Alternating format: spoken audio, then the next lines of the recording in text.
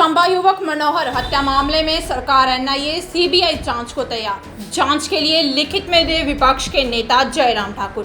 Police ने आरोपियों को कर लिया है गिरफ्तार। मामले को राजनीतिक रंग ना दे विपक्ष। घटना में आरोपी का घर जलाना व सांप्रदायिक रंग देना ठीक नहीं, इससे पर्यटन सीजन होगा प्रभावित। चुनाव में हिंदू वोट के बयान पर सवाल में मुख्यमंत्री बोले, सभी समुदायों की सुरक्षा करना सरकार का काम। सरकार हर लिहाज से जांच को तैयार। आरोपी के आतंकियों के साथ तार होंगे तो इसकी भी जांच होगी। मुख्यमंत्री सुखविंदर सिंह की खुद। देखिए, मेरा ये मानना है कि जो कुछ हुआ वो बड़ा दुखद था और उसका जिस प्रकार से हत्या हुई है वो बड़ी दर्दनाक हत्या थी। लेकिन मेरा ये मानना है कि जो भी कल्प्रिट्स थे उनको पकड़ लिया गया है और अगर वो विपक्ष के नेता अगर ये समझते हैं कि हमें इसकी जांच एनआईए से करवानी चाहिए, वो हमारे पास रिप्रेजेंटेशन दे, हमें इसमें कोई हर्ज नज़र नहीं आता है अगर वो चाहेंगे। लेकिन मेरा ये मानना है कि भय का वातावरण नहीं होना चाहिए और प्रदेश में इस प्रकार का भय का वातावरण पैदा करके वो जो हमारी देव संस्कृति है और जो हमारे हिमाचल का संस्कृति है उसको नुकसान पहुंचता है। मुझे पता लगा, जैसे कि आप कह रहे हैं, मैं तो अभी मीटिंग में था, कि घर जला दिए हैं, तो इस प्रकार का घर जलाना उचित बात नहीं है। जिसने ये कृत्य किया है वो सलाखों के पीछे है और निश्चित तौर पर इस प्रकार से अब घर जलाना और उसके बाद विपक्षी पार्टी का मुख्य मुद्दा ये होना कि राजनीतिक तौर पर इसको कैसे आगे बढ़ाया जाए, ये गलत बात है। हमें हिमाचल प्रदेश की जनता ने सभी समुदायों की सुरक्षा और उनके माल हानि का जिम्मा दिया है और ये हमारा दायित्व भी बनता है। मेरी सभी जो वहाँ हैं हमारे, उनसे मेरा अनुरोध है कि आपके कुछ कहना है, सरकार यहाँ है, जो आप कहेंगे उन मांगों को हम मानने को तैयार है और इस प्रकार का उपद्रव फैलाकर प्रदेश की जो देव संस्कृति है, जो शांति की संस्कृति है, इस समय टूरिस्ट का सीजन चल रहा है, उनको भी नुकसान पहुंचता है। मैं इसी सभी लोगों से वहां के अनुरोध भी करना चाहता हूं, अगर आपको और कुछ नज़र आता है हम वो भी करने को तैयार है। ये मैं आपसे जहाँ हिंदू हैं वहाँ हिंदू पार्टी को हराया है, इससे स्पष्टीकरण भी मांगा है आपसे कि इसका मतलब क्या है, इस तरह की घटनाएं कभी हो रही हैं।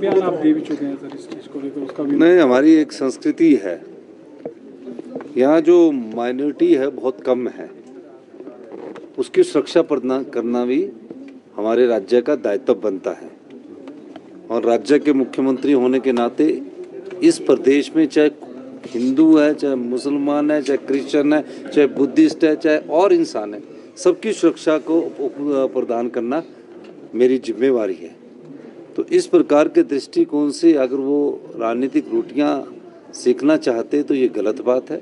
इस मामले का जो है वो आरोपी जो है वो आतंकी से जुड़ा हो सकता है, क्योंकि जो सतरुंडी में आतंकी हमला हुआ था 1990 तो उसके तार भी अगर ऐसे भी कोई तथ्य उनके पास हाथ में लगे हैं और वो जिस प्रकार की भी जांच चाहेंगे, हम सरकार उनकी इस बात को भी मानने के लिए तैयार। आप एनआईए की इन्वेस्टिगेशन के लिए तैयार हैं सर, जिस तरह से वो मांग। अगर जयराम ठाकुर जी लिख कर देंगे तो हमें कोई हर्ज नहीं है। विपक्ष के नेता है, सम्मानित पूर्व मुख्यमंत्री रहे हैं, अगर वो कहेंगे तो वो उनकी बात को हम गौर करेंगे और उनसे चर्चा करने के बाद अगर वो बात करेंगे तो हम एनआईए के लिए भी तैयार है।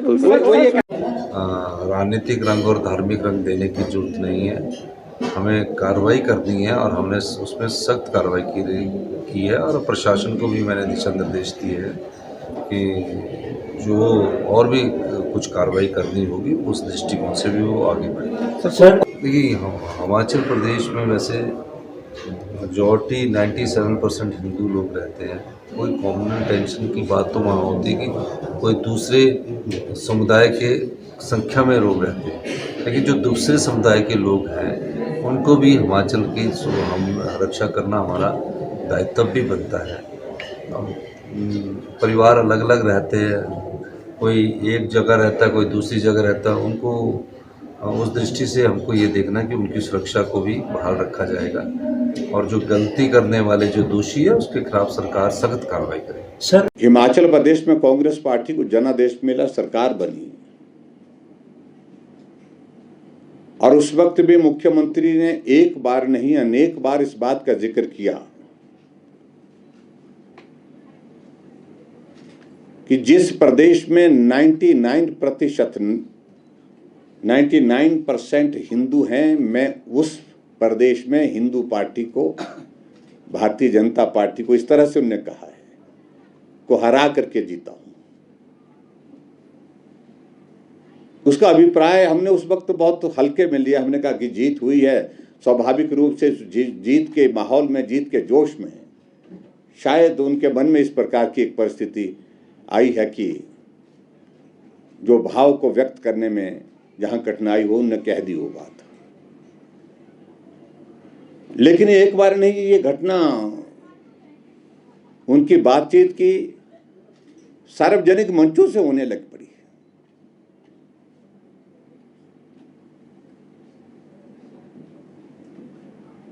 और ये क्रम रुका नहीं, आगे बढ़ करके जब कर्नाटक के चुनाव थे तो कर्नाटक के चुनाव में भी हिमाचल प्रदेश के माननीय मुख्यमंत्री बेंगलोर गए थे और बेंगलोर में भी अपनी पत्रकार वार्ता में इस बात को ही प्रमुखता से उनने वहां पर बोला और जाहिर किया। और मुख्यमंत्री को उस पक्ष को भी स्पष्ट करना चाहिए आखिर वो कहना क्या चाह रहे हैं। मित्रों, ये घटना घटित होती है चंबा में।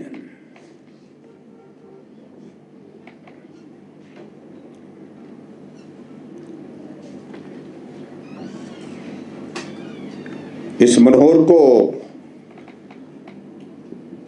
बुलाया जाता है, जो आरोपी है, मुख्य आरोपी है शरीफ मोहम्मद।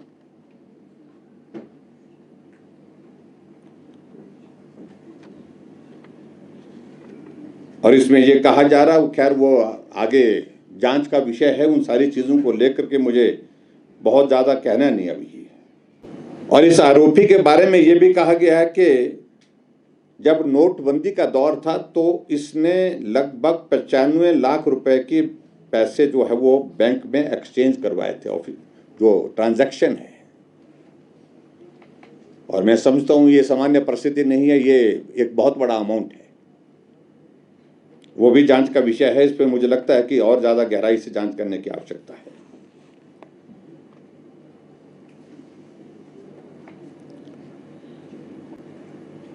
और हमें यह भी जानकारी मिल रही है कि उसके अकाउंट में, जो बैंक अकाउंट है, उसमें भी एक साइजेबल अमाउंट है, लगभग 2 करोड़ के लगभग उसमें जो है डिपॉजिट्स है। और उस हिसाब से अगर मैं देखूं कि उनके आय का साधन, आय का जरिया इस प्रकार का नहीं है जिससे इतना बड़ा अमाउंट जो है बैंक के अकाउंट में उनके हो, यह भी एक जांच का विषय है। इस आरोपी के पास जो जमीन है वो लगभग 3 बीघा के करीब है, मलकियत जमीन जिसको कहते हैं। लेकिन इसका कब्जा लगभग 100 बीघा पर है।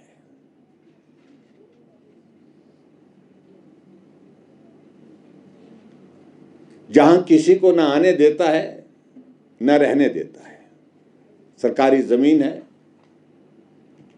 अगर कोई भी गद्दी अपनी भेड़ बकरियों के साथ वहां पर आता है तो उसको धमकाता है।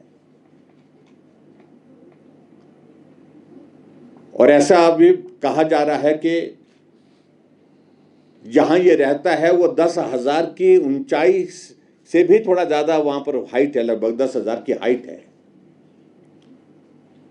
6 फुट बर्फ, 5 फुट बर्फ, 4 फुट सामान्य रूप से वहां पर गिरती है, लेकिन उसके बावजूद भी ये वहीं पर ही रहता है। यह भी एक सामान्य परिस्थिति नहीं है। और जो महत्वपूर्ण चीज इस बात को लेकर के जो मैं जरूर कहना चाहूंगा कि 98 में जब शतरुंडी हत्याकांड हुआ था, जब आतंकी जम्मू कश्मीर की सीमा से होकर के हिमाचल की सीमा में प्रवेश कर गए थे और उसमें 35 लोगों की हत्या कर दी थी उन्हें, और 35 लोगों की हत्या के साथ साथ में 7 लोगों को वो जिंदा अपने साथ लेकर के गए थे, जो अभी तक भी नहीं मिल पाए।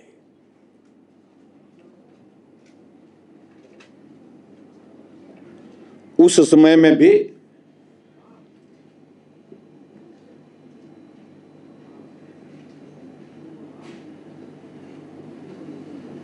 जब जांच की प्रोसेस चली थी तो उस वक्त भी इस आरोपी को उस जांच में शामिल किया गया था। उसको उसकी भी उस वक्त भी उसको बुलाया गया था, जांच के लिए बुलाया गया था।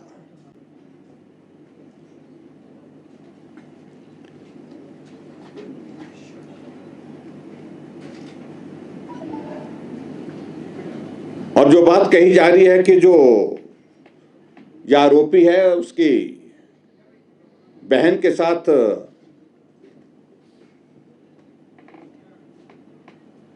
मनोहर का मिलना जुलना था,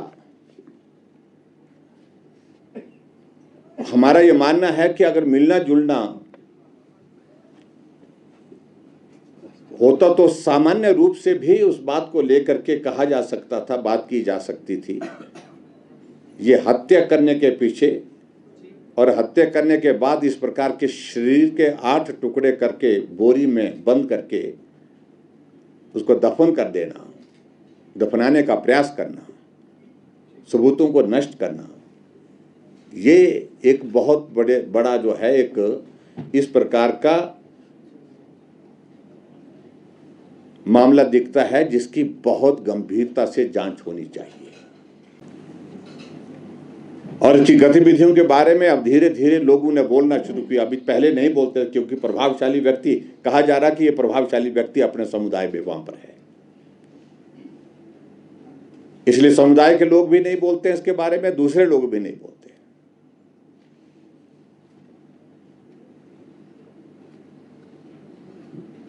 लेकिन हमारा मानना है कि भारतीय जनता पार्टी की ओर से हम इस बात को लेकर के मांग कर रहे हैं कि ये जांच, इसकी जो है वो जांच जो वर्तमान जो परिस्थिति है उसके तहत एसआईटी कॉन्स्टिट्यूट की गई है, लेकिन हमारा मानना है, हमारा कहना है ये जांच एनआईए से भी होनी चाहिए।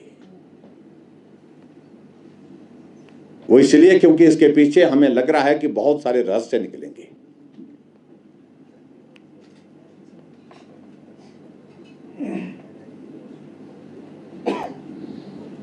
और संदिग्ध रूप से बहुत सारे लोगों का मिलना, बहुत सारे लोगों का इनके पास रहना, उठना बैठना, संदिग्ध परिस्थितियों में अब सब लोग इस बात की चर्चा कर रहे हैं।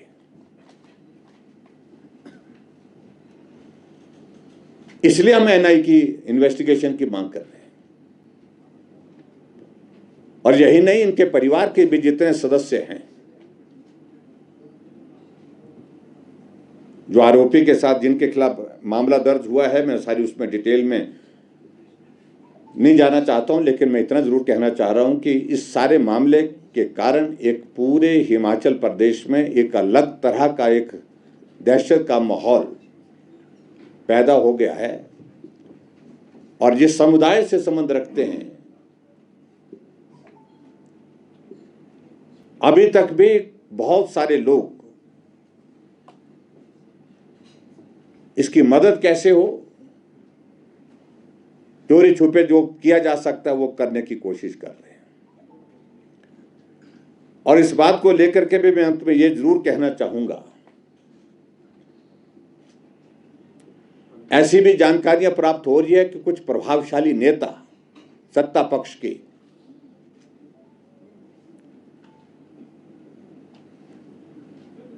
इस सारे मामले में दखल देकर के दबाने की कोशिश कर रहे हैं।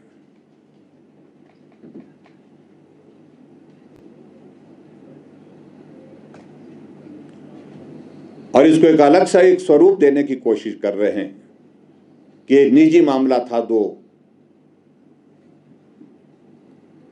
लोगों का।